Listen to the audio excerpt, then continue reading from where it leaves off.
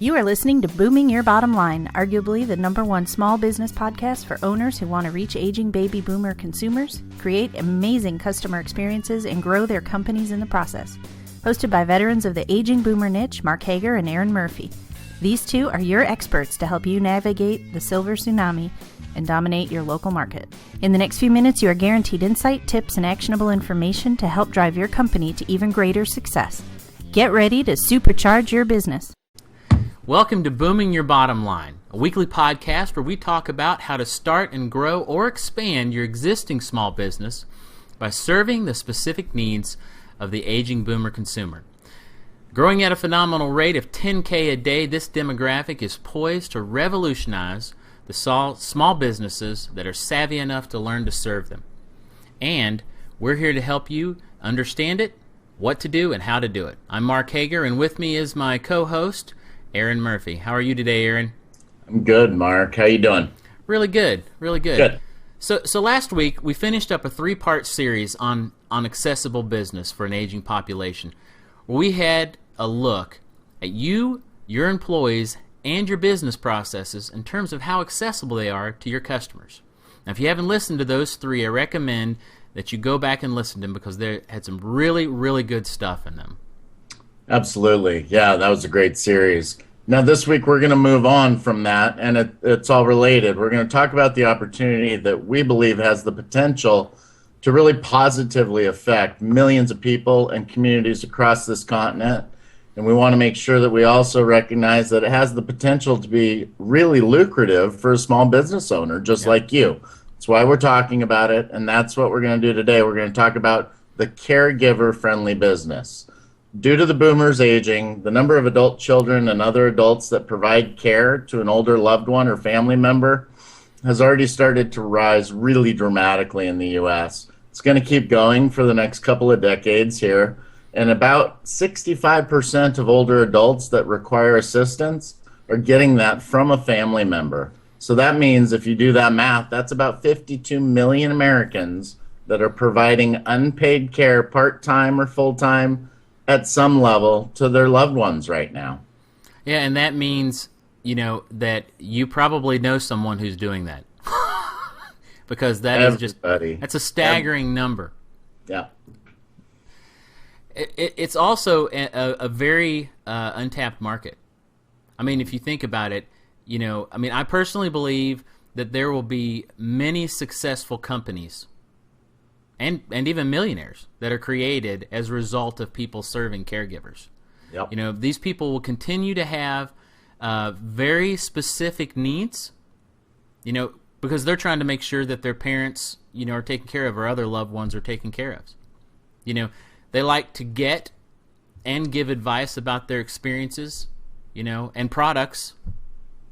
And I think that, they're going to become a very significant source of referrals for businesses. You bet. When you're talking about a group of people, when you're talking about this number of people that are providing care, what do people do? They look for people who are going through similar things. They're attracted to those people. They congregate. They talk. So this is definitely a source of referrals and repeat business for a local business. And I really believe that as part of the effort to, go out and try to get this aging boomer business, which is what we talk about on this podcast, a part of that has to be a focus, on caregivers. You bet. Now, with such a substantial number of Americans caring for their parents, it would be a mistake for business owners to dismiss the importance of the caregiver as a customer. Just by the sheer number of potential customers, it could mean significant growth for a local business. Absolutely. Yeah, so who are these people? Let's get right to it. It can be anybody, okay? Male, female, high income, low income, well-educated, high school grads, doesn't matter, employed or not. Statistically, just to wrap your head around who the demographic might be, a lot of family caregivers are female. You probably get that instinctually. The average is about 48 years old, and they typically are providing care at some level for about 5 years on average, okay? and at about 20 hours a week. So if you were to do some of this math, it's going to look like they're spending about $6,000 a year of their own money to help their family member. Okay. And based on the alternative, we've talked about this of, the cost of a nursing home, or, not only is that not your folks' first choice, and maybe not yours either, it's also financially, it's making sense to people clearly, statistically, to try to help them stay home longer. So what makes this such a right market for the small business owner we talk to every week is the fact that the caregiver has their own life too, okay? They have their own careers, they have their own families. You've heard of the sandwich generation, right? Maybe you have kids still at home or back home from college, and you've got mom that just broke a hip and maybe she's got to move in with you. Lots of stories. Mark and I hear them every day, okay? They are, this particular person, the caregiver, is managing their own life, probably at least one other person's that's same age or younger, spouse or a kid, and they're also helping a parent or a loved one. What that really means is they're really busy. You read a lot online about burnout. They need help, okay? And that's what we can offer as a business owner. Right. And, talking about burnout and the busyness that these people experience in their own lives, I think that it would behoove a small business owner to really set and consider that. I mean, just think about it in context of your own life. You've got your own things going on.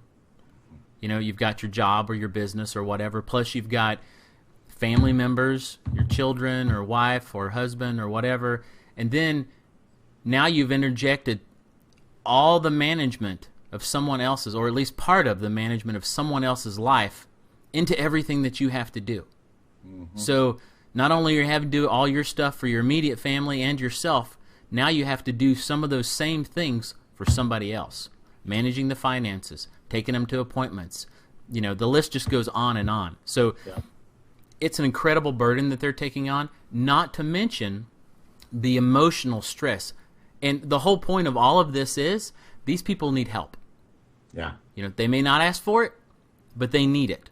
Yeah. And in terms of help, sometimes that is just someone being empathetic, who is serving them. And that's where the business owner comes in. That is the lowest point of entry for this opportunity, I believe. So let's talk a little bit about the specific needs that the caregivers might have. Okay. Us understanding what makes them similar as a group, beyond providing care, what makes them similar as a group will help you understand how you can better serve them. By and large, they're employed, and many of them have dual incomes. Many of them are educated or trained, not in caregiving, but in something else. They have a higher education, or they're trained in some specific occupation. Most have their own families, and each want or need some kind of assistance to ensure that their parent or loved one is getting the care they need. Like I said before, it doesn't mean they're going to ask for it, but they need it. If you go to any of the caregiving forums online, you're going to find people who are at their wits' end. Yeah. And that is just the fact. Yeah. So if you dig a little bit deeper, they share other characteristics with their caregiving peers that speak to how a business owner can serve them better. Okay? Like we said, they're busy. They're multitasking. They have a lot going on in their lives. Typically, they are thrust into a caregiving situation on top of, their job and their kids and their personal life, which, once you become a caregiver, that goes, because you've got all these other things that you have to take care of now. They're also operating in uncharted territory. Sure. They don't know how to be caregivers.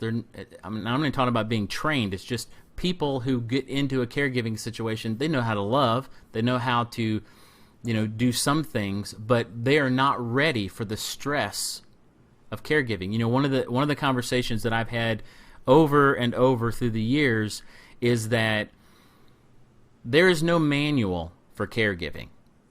The state that we're in as a nation, and I'm pretty sure it's throughout the world, but we'll just talk about the United States. The states that we're in as a nation is that when someone becomes a caregiver and they're taking care of an older parent, there is no manual. They have to jump through all the hoops. Every person has to jump through the hoops. They have to learn the ropes the hard way. And very few people are there to help guide them, because all the people that they're coming in contact with are very busy and doing the exact same thing for all the other people that they're helping. Right. And that speaks to the opportunity that's there. They're, like we said, they're spending their own money to provide care, which means they've gone from whatever financial situation they were in before they were in a caregiving situation to spending $6,000, $8,000, $10,000 or more a year for their loved one, which means their income has essentially dropped. Right. There's a ton of strain involved in it, emotional and mental stress, and not to mention the physical fatigue that you get from having to be on the go all the time. Mm-hmm. I'm not even going to suggest, when we're talking about not asking for help earlier, I'm not even going to suggest that every caregiver they're crying inside because they want help. I don't think that's true. There is a very deep emotional, at a very emotional level, there's a connection there that makes them want to do this. Of course. And there's sacrifice that happens selflessly for them to provide this care for people. But, every caregiver needs help at some level. Yep. Some of it's a little, some of it's a lot, depending on the person they're caring for and their physical or mental or emotional state. Right. So many of them are not ever going to say anything that they need help. And even if they did say something, and this is very important for business owners to understand, we pick up on things in conversation when we're talking to people, which we've stated over and over that we need to be talking to our customers. You need to be finding out what their situations are and looking for those clues. So in terms of that, what they say may not necessarily be indicative of their real need. Yeah, no, that's a great point. I mean, I know for my mother, it was 18 months into a very casual conversation that happened 4 or 5 times every other month, whatever.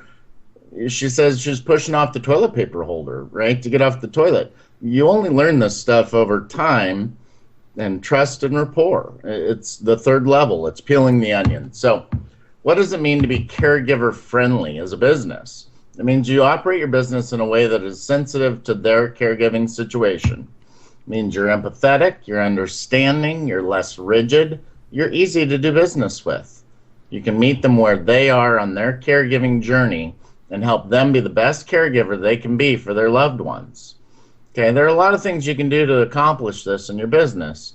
Probably enough that we could fill hours of training on just this topic. Yeah. I'm not going to get into all the details. We can't sometimes in a podcast. We can coaching for you one-on-one, but we'll get into more next week about that. What I want to do right now is give you an overview and a place to start planning how you can address this need and opportunity with your business. After listening to this, you might ask yourself, why should you even think about caregivers as a potential customer? Or why should you do anything different in your business to get or keep them as a customer? There's 52 million reasons. Absolutely. There are a ton of customers waiting to be served or served better by you or your competitor with the needs they are already spending money on. So they could spend it with you. And Mark, I mentioned I spoke in a room with about 280 people in a conference center near me, and I was the 4th speaker. I, on purpose, tripped and fell going up to the podium, threw my pens and papers, disappeared. You remember this story. All the women in the room, they go, yeah. Right? And I got up to the podium and I said, did that scare you? Well, you don't even know me. What if that was your mom today while you were at work? You mentioned this earlier, you just switched careers. When you get a phone call that mom broke her hip and she's on the way to the hospital, now you're a caregiver and you don't have a clue how to do it. Yep. Absolutely. So if you've been listening for a while, you know that Aaron and I are all about, the dollars and common sense. We want every one of you to have the info that you need to make good decisions. We want you to be successful and be a force to be reckoned with in your community. And we believe that caregivers are an opportunity for many, many small business. And the beauty is, as I alluded to earlier, is that much of what you would do to cater to, the aging boomers is going to help or support your efforts with caregivers. Right. Now, not everything you would do, but, because they have specific needs, but it's going to go a long way. Okay. And like Aaron said, next week we're going to begin covering some specifics that you can look at and relate to your business and see how you might be able to improve over time. So I think we're going to stop here for today. If you join us next week, we're going to continue on this conversation, and I really, really think that you're going to want to hear this information. There's going to be a lot of nuggets in it that you're going to be able to use. And specifically, we're going to cover some very actionable things that you can do to get a piece of the caregiver pie for your company and improve your service to them. And I don't say that to say that you should do this selfishly, because Aaron and I both believe that small businesses are so important in the local network of care, and that you need to be doing things in a way that resonates and supports your customers. We're just going to be talking about the specifics where you can help people who are caregiving. Absolutely. Yeah, again, this could be a 2-day training all by itself. So visit our website, sign up for the weekly insider tips and newsletter that we give more information than we can give in a podcast. That's at ageandplace.com/small business. And just make sure you share that with people and share that with your staff and stuff. It's a great resource for you, okay? So don't miss the opportunity there. If you have any questions or topics you want us to cover in future podcasts, or if you see the value add that we bring to you every week here for free, but you really want to dig in and make this about your company, then you should get a hold of us. Don't wait for that, okay? The silver tsunami is here. 10,000 people a day, 52 million caregivers. What are you doing to make sure that you get that part of your business resolved and up and running smoothly? Just email us, smallbusiness@ageandplace.com. Let's schedule a call with you. Okay, so if you appreciate what we're doing, we would ask that you share the podcast on social media. It only takes a minute, and it's going to help us reach even more small business owners and help them right in their own communities. Just post a link to Facebook, Twitter, or LinkedIn. You can even email it to a friend.